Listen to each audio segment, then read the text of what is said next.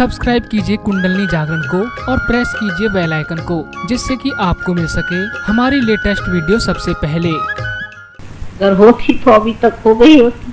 हर एक की बुद्धि तो वही चलती है, एक की दूसरे से मिल नहीं बैठ। तो इस चीज को पाने के लिए सबसे पहले नम्रता पूर्वक ये स्वीकार करना चाहिए कि अभी तक हमने जो कुछ जाना है वो सीमित,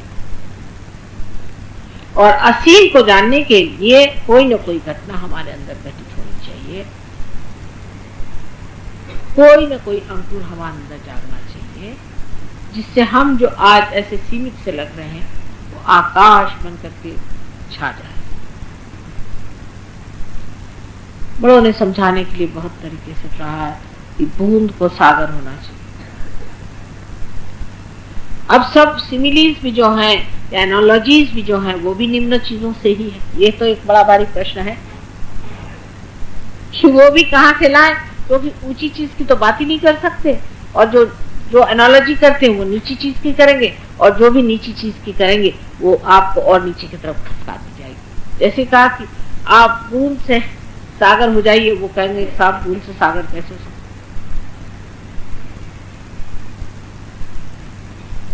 कितने भी गोल घुमा करके बात समझाई जाए समझ में नहीं आएगी, क्योंकि समझने वाला जो है वो ये बुद्धि का ही प्रकार है।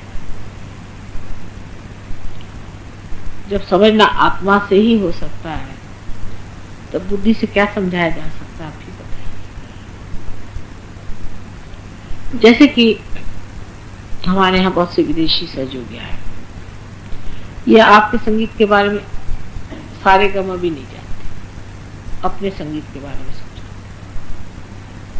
आपके संगीत शास्त्र के बारे में कुछ नहीं जानते, राग रागिनियों के नाम नहीं जानते। लेकिन अगर कोई सा भी हिंदुस्तानी शास्त्रीय संगीत शुद्ध बजाया जाए तो कितना भी कठिन राग हो उसमें मस्त हो जाता। उसका वो राग नहीं खोजते, उसके आलापकारी नहीं देखते, पर उसका जो असर है, उसका जो कार्य है उनके अंदर बन जाता है। नहीं तो अगर अपने हिंदुस्तानी सुनने बैठेंगे तो पहले पूछेंगे साहब गाने वाली कौन है, फिर ये राग कौन सा है, विचार आ गया बीच में, इनका घराना कौन सा है, इनके बाप दादे कौन से, ठेका कौन सा लगा। लेकिन जो इस चीज पे बैठा नहीं है वो सिर्फ अपने आत्मा से उसका अनुभव ले रहा है, उसका मजा ले रहा है, और वो राग इस चीज के लिए बनाया गया था, वो आनंद पूरा की पूरा उस आदमी में समाया जा रहा है। जिस आनंद से वो बनाया गया था वही पूरा की पूरा आनंद उसमें समाया जा रहा है और उसमें कार्यान्वित। इस आनंद की प्राप्ति आप सबको हो सकती है, यह हमारा कहना है। आप अगर कहें तो हम भी इस बात को मान जाए। अगर आप कहें कि हम ही क्यों ये काम करें, तो हम कहें आप करें, बहुत अच्छा, आप जरूर करें, हम बड़े खुश हैं कि आप लोग कर ले तो बड़ा अच्छा है, कोई भी कर ले, इससे बढ़ के और कौन सी बात हो सकती है कि भाई हमारी जगह और कोई काम कर ले, ये तो बहुत अच्छी चीज है। इस काम के लिए शायद हमें भी करना पड़ेगा कुछ दिनों तक। अगर आपसे हो सकता है तो आप फिर, काम है जटिल, प्रेम का काम, और प्रेम सत्य है और सत्य प्रेम।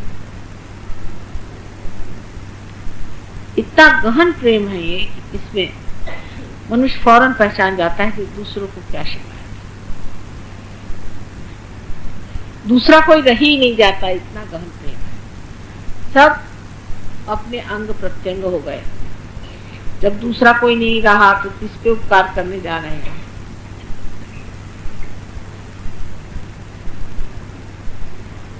और जब ये प्रेम किसी पे भी प्रकाशित होता है तो सारा सत्य उस आदमी का पूरा की पूरा सामने नजर आता है।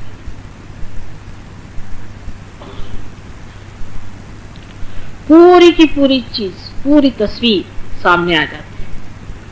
उस प्रकाश में आप जान लेते हैं कि ये जो आपका अंग प्रत्यंग है इसमें क्या तकलीफ है, कार्यान्वित।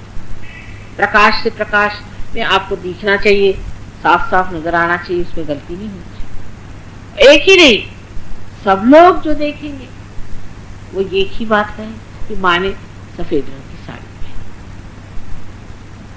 उसमें अनेक विचार नहीं हो सकते, उसमें झगड़े की बात नहीं, एक ही सत्य हो सकता है। और जो एक ही सत्य होता है वो अनेक होते हुए भी एक ही जैसा दिखता है। लेकिन इस प्रेम को आज तक किसी ने जाना नहीं, बहुत थोड़ों ने जाना, और जिन्होंने जाना उनसे किसी ने जानना नहीं चाहा।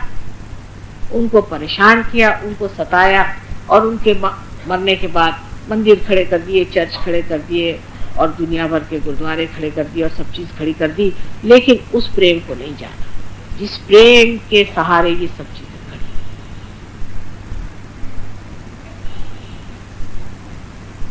उस प्रेम को जानने के लिए भी आत्मा का ही अवलंबन करना पड़ेगा। जैसे लौकिक चीजें जानने के लिए हम बुद्धि का अवलंबन करते हैं, वैसे ही अलौकिक चीजें जानने के लिए हमें आत्मा का अवलंबन करना पड़ेगा। अब कोई कहेगा आत्मा है या नहीं, पहले ही झगड़ा क्यों लेके बैठते हैं? पहले ही से इसका वो क्यों है भाई, है या नहीं? अब तो हम सिद्ध करने आए। पहले के लोगों को आप कह सकते थे कि वो सच थे कि झूठ थे, उनके बारे में आप 50 बातें कहिए, लेकिन अब तो हम आपको सिद्ध करने आए कि आपके अंदर आत्मा का स्थान है, और परमात्मा सर्वव्यापी अपने साम्राज्य में आपको आमंत्रण करता है। ये सर्वव्यापी शक्ति उस परमपिता परमात्मा की प्रेम की लहर है, उसका आनंद देने के लिए ही परमात्मा ने आपको इंसान बनाया। अहंकार से मनुष्य को सुख हो सकता है, आनंद नहीं। सुख के बाद दुख भी हो सकता है, लेकिन आनंद में सुख और दुख दोनों भावनाएं टूट करके एकमात्र आनंद होता है, जिसको शब्दों में वर्णन नहीं करा जा सकता, सिर्फ अनुभव किया जा सकता है। लेकिन उसका अनुभव भी इस हृदय से नहीं है जिसको आप हृदय कहते हैं। इसका हृदय नहीं कहना चाहिए, क्योंकि अगर ये हृदय है तो ये तो कभी रुलाता है, कभी हंसाता है। हृदय जो जाने वो आत्मा है। री शब्द से, री का मतलब एनर्जी, रा माने एनर्जी, शक्ति। इस प्रेम की शक्ति को जो देने वाला है वो हृदय, इसलिए वो प्रेम की शक्ति को देने वाला या जानने वाला ये आत्मा जो है, इसको पाना चाहिए। इतने तक अगर आप सब बुद्धिवादी उतर आए तो फिर आगे की बात हम कह सकते हैं। इतने तक पहले उतर आइए, ये बहुत जरूरी चीज है, क्योंकि नहीं तो बीच में आपकी बुद्धि खड़ी हो गई कि पर माता जी इसका ऐसे कैसे। बुद्धि के सतह पर इस बात का जवाब कुछ भी दे आप संतुष्ट नहीं हो सकते, क्योंकि वो संपूर्ण जवाब हो नहीं सकता। हालांकि लॉजिकली मैं आपको ले आई हूँ उस पॉइंट पे जहां आप ये कहेंगे कि अच्छा तुम आप बताओ ये आत्मा कैसे पाया जाए। तो मुझे आशा है कि ये आप लोगों के सबके अंदर ऐसी भावना शायद हो गई हो कि माँ जो कह रही है उसमें कुछ सच्चाई भी है।